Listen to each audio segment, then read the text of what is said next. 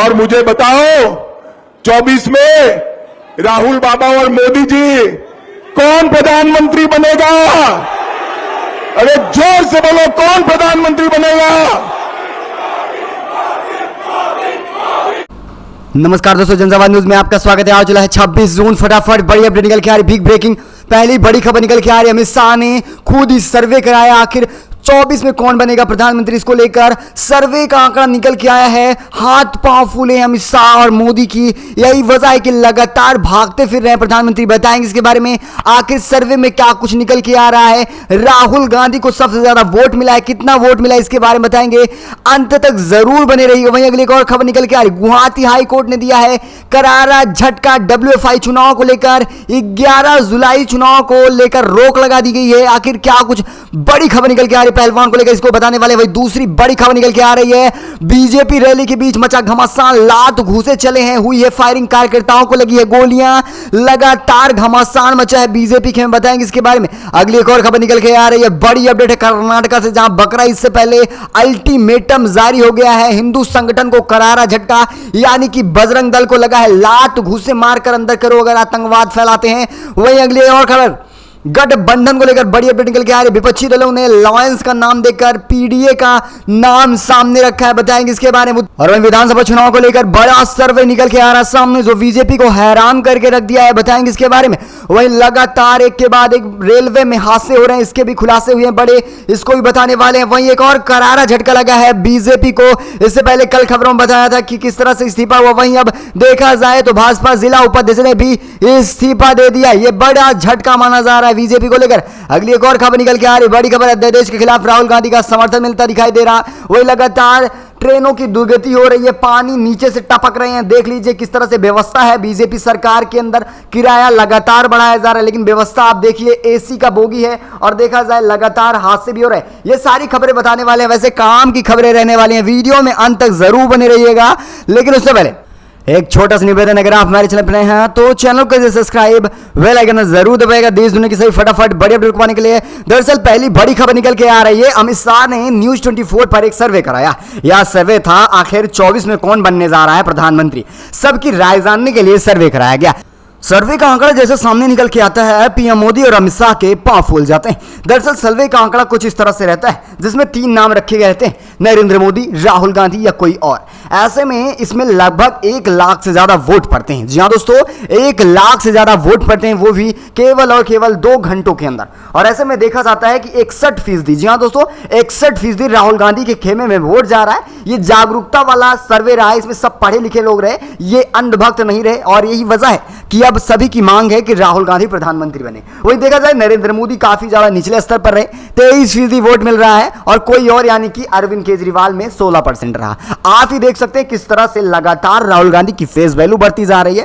Face value बढ़ने की सबसे बड़ी वजह मानी जाती है भारत जोड़ो यात्रा, और साथ इनके द्वारा लगातार बीजेपी की पोल खोलना, वो चाहे भ्रष्टाचार की रहा हो, वो चाहे घूस का रहा हो, ये लगातार महंगाई हो, या फिर अडानी का मुद्दा रहा हो। जिस तरह से लगातार चुप्पी साधे हैं प्रधानमंत्री, वो मणिपुर का मुद्दा हो या कोई भी मुद्दा हो, पीछे हटने वाले नहीं है। यहां तक कि राहुल के ऊपर मानहानि का केस लगाया गया, फिर भी पीछे हटने को तैयार नहीं है। वो लगातार सच्चाई के साथ आगे बढ़ रहे हैं, और यही वजह है कि अब पूरी जनता उन्हें प्रधानमंत्री के तौर पर देखना चाह रही है। वैसे आपकी क्या राय है? अगर आप भी मानते हैं भाई प्रधानमंत्री राहुल गांधी होने वाले हैं, तो वीडियो को दिल से लाइक कर एक कमेंट जरूर लिखिएगा। चलते हैं अगली एक और खबर निकल के आ रही है, बड़ी अपडेट है, आपको बताते चले। गुवाहाटी हाई कोर्ट ने पहलवानों को लेकर WFI इलेक्शन पर रोक लगाई जा रही है। बड़ी खबर निकल के आ रही है, 11 जुलाई को होने वाले कुश्ती महासंघ के चुनाव को लेकर बड़ी खबर आ रही है। गुवाहाटी हाईकोर्ट ने भारतीय कुश्ती महासंघ के चुनाव पर रोक लगा दी है। गुवाहाटी उच्च न्यायालय ने रविवार को, अब देखा जाए, असम कुश्ती संघ द्वारा दायर एक याचिका पर सुनवाई करते हुए 11 जुलाई को होने वाले WFI के चुनाव पर रोक लगाने का फैसला कर दिया है। असम कुश्ती संघ की मांग पर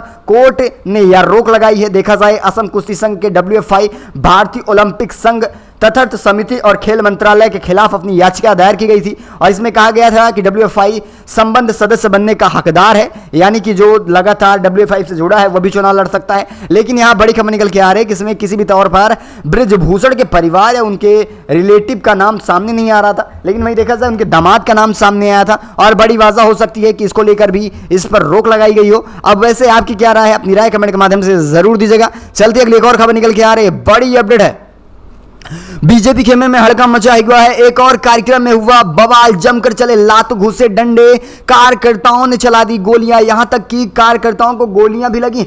बड़ी खबर निकल के आ रही है मधेपुरा के मुरलीगंज यानी बिहार से खबर है, जहां पर दोपहर बीजेपी के कार्यक्रम में कार्यकर्ताओं के बीच गोलियां चली थी। फायरिंग के दौरान पैर में गोलियां भी लग चुकी हैं। लगातार उत्पात मचा दिए हैं जिस तरह से विपक्षी एकता पटना में होती है। उसके बाद बीजेपी खेमे में हड़कंप मचा है और अपने ही पार्टी के बीच सारे लोग कट मर रहे हैं। ऐसे आप किस तरह से देख रहे हैं अपनी राय कमेंट के माध्यम से जरूर दीजिएगा। चलते हैं अगली एक और खबर निकल के आ रही है कर्नाटका से। बड़ी खबर, जहां पर कांग्रेस सरकार पूर्ण बहुमत से बनती है और इसके बाद लगातार हिंदू संगठनों के ऊपर लगाम लगाया जा रहा है। जिस तरह से देखा जाए बीजेपी के सरकार में ये पूरी तरह से भ्रष्टाचार में संलिप्त थे और लगातार ये अत्याचार कर रहे थे अल्पसंख्यक मुस्लिमों के ऊपर। अब वहीं दूसरी तरफ बकरा ईद से ही सक्रियता कांग्रेस सरकार की दिखने लगी है और कांग्रेस सरकार ने कड़ाके का अल्टीमेटम दिया है। जी हां दोस्तों, बता दें मल्लिकार्जुन खड़गे के बेटे प्रियांक खड़गे ने अल्टीमेटम दिया है, जो कानून व्यवस्था के संचालक भी हैं। उन्होंने कहा कि जो भी कानून हाथ में लेता है उसे तुरंत लात घूसे मारकर जेल में बंद कर दो। बकरा ईद से पहले कर्नाटक सरकार का यह कड़ा अल्टीमेटम है। इस निर्देश को आप किस तरह से देख रहे हैं अपनी राय कमेंट के माध्यम से जरूर दीजिएगा। वहीं बता दें इसको लेकर बीजेपी ने भी आरोप प्रत्यारोप कहा। उन्होंने कहा कि गौहत्या को बढ़ावा दे रहे हैं प्रियंका खड़गे, और उन्होंने फिर इसके बाद खड़गे ने भी करारा जवाब दिया। खड़गे ने कहा बीजेपी वालों को कन्नड़ समझ नहीं आती है, संविधान दूर की बात है। इन्होंने आर्टिकल 48 का बहाना बताया था लेकिन पूरी तरह से फेल रहा और कर्नाटका में इस बार हिंदू संगठन को करारा झटका लगा है। अगली एक और खबर निकल के आ रही, महागठबंधन को लेकर विपक्षी दल एक होते नजर आ रहे हैं। लॉयंस का नाम दिया जा रहा है पीडीए, यानी एनडीए के बाद पीडीए सामने निकल के आ रहा है। विपक्षी दलों के गठबंधन को लेकर आपको बताया था, तमाम खबरें निकल के आ रही थी। 23 जून को पटना में नीतीश कुमार ने अपने घर पर 15 दलों की बैठक बुलवाई थी। लोकसभा चुनाव में बीजेपी की अगुवाई वाली एनडीए से मुकाबला और मोर्चे की गठबंधन संभावना हकीकत में बदलने के लिए सारी जद्दोजहद कोशिश की जा रही है। वहीं अब पीडीए का नाम सामने आ रहा है और ये एक बड़ा गठबंधन होने वाला है। देखा जाए तो पीडीए का मतलब आपको बताते चलिए पेट्रियोटिक डेमोक्रेटिक लायंस है और ये खासकर केवल और केवल एनडीए के खिलाफ चलाया जा रहा है, जो लगातार देखा जाए तो गरीबों और भ्रष्टाचार के साथ रहा है। गरीब के साथ नहीं बल्कि भ्रष्टाचार के खिलाफ रहा, गलती से गरीबों के साथ निकल गया। आप देख रहे होंगे किस तरह से मध्य प्रदेश में आपको कल खबर बताया था किस तरह से बुलडोजर चलाया गया, जिसको लेकर खासकर प्रियंका गांधी ने खुद ट्वीट किया कि दलितों के ऊपर अत्याचार किया जा रहा है और वो मजदूर थे, मजदूर वर्ग से आते थे, बिना किसी सूचना बिना किसी नोटिस के उनके घर पर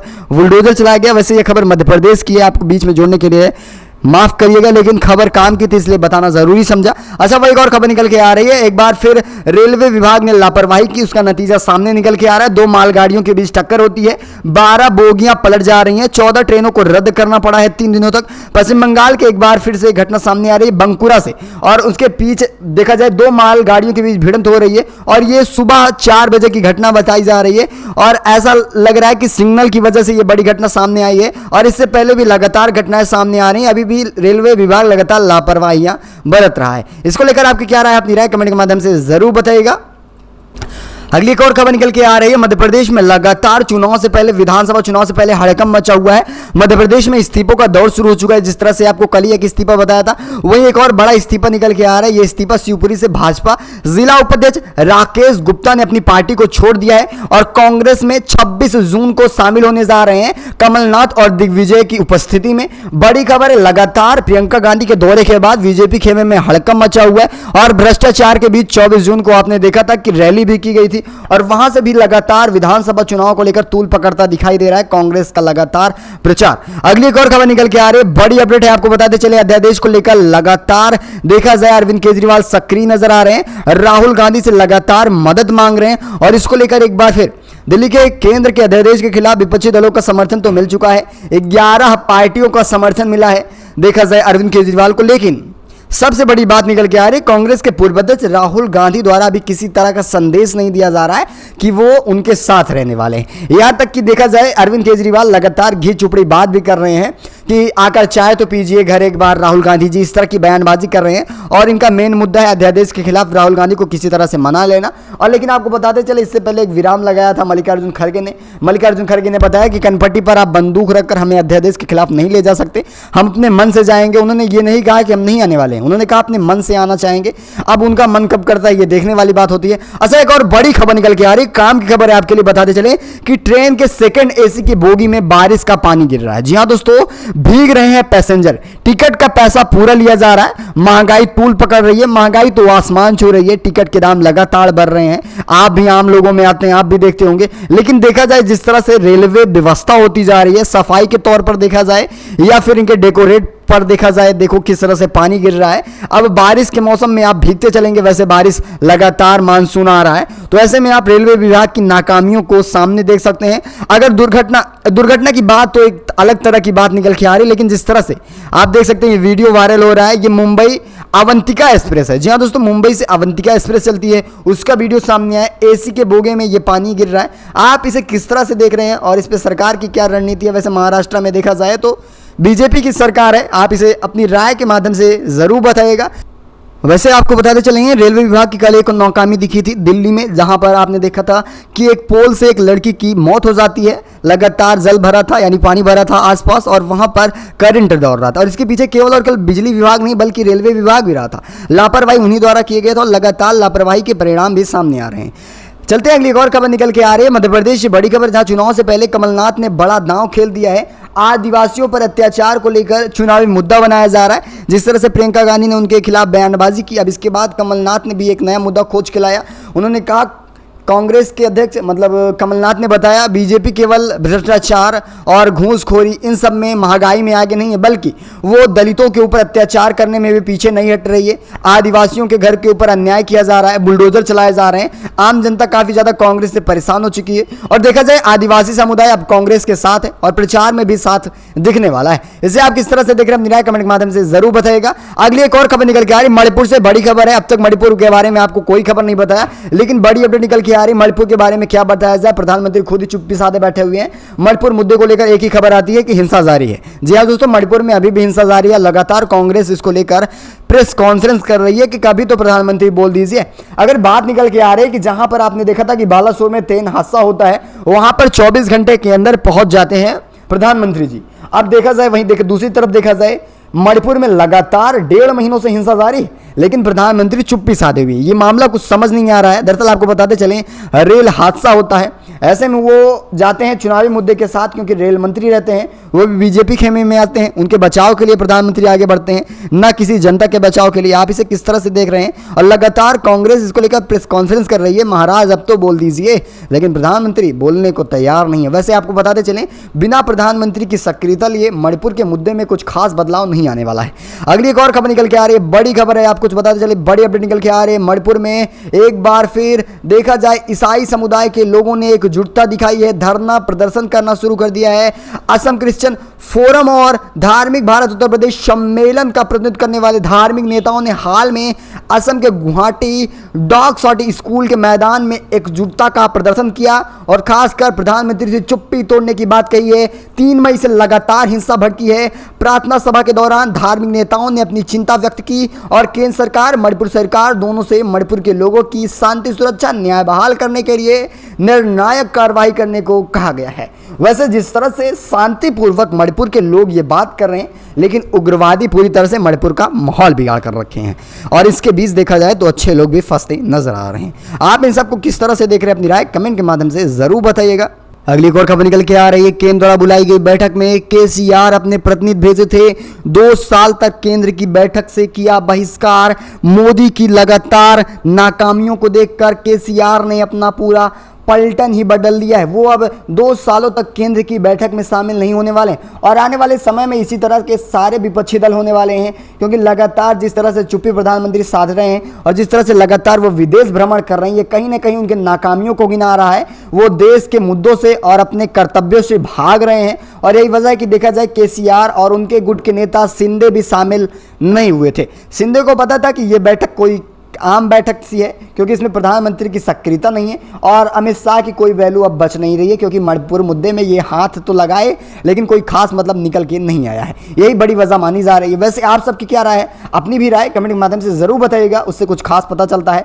चलते अगली और खबर निकल के आ रही, बिजली को लेकर बड़ी खबर है, जहां पर लगातार बिजली के दामों में बढ़ोतरी की जा रही है। यानी देखा जाए तो बिजली देने को न कहे जाए, लेकिन बिजली के दामों में लगातार बढ़ोतरी की जा रही है। अब दिन के मुकाबले आपको रात में ज्यादा बिजली भरने करनी पड़ सकती है। खास रूप से देखा जाए तो गर्मियों के मौसम में ये ज़्यादा नियम लागू हो रहे हैं और ये सारे नियम सन 2024 के अप्रैल माह से लागू होने जा रहे हैं, जिसमें आपको दिन के मुकाबले रात में 10 से 20% ज़्यादा बिजली देनी पड़ेगी। अच्छा, एक और खबर निकल के आ रही, लगातार देखा जाए तो मौसम अपने तूल पकड़ रहा है, तो ऐसे में आपको बताते चले किन राज्यों में अब बारिश होने की आशंका जताई जा रही है। आप थोड़ा खबर जान लीजिए। यूपी, दिल्ली समेत उत्तराखंड को लेकर इसी तरह से 25 से 29 जून तक तेज वर्षा होने वाली है और इसी तरह के मानसून रहने वाले हैं और मूसलाधार बारिश की आशंका जताई जा रही है। लेकिन कुछ खास क्षेत्रों में वर्षा हो सकती है, लेकिन और देखा जाए मानसून सभी राज्यों यानी उत्तर यूपी में आना सकता है और पूर्वी यूपी में जा सकता है। उत्तर प्रदेश में देश भर के भिन्न भिन्न राज्यों में अब मानसून दस्तक दे चुका है। देखा जाए 27 जून तक